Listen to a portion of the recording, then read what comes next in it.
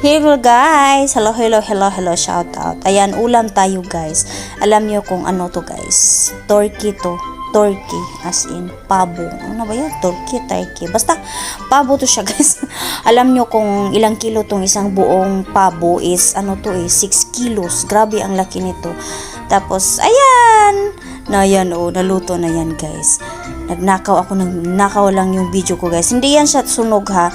Ganyan talaga siya kasi yung nilagay doon na powder, parang yung, ano ba yun, smoke paprika.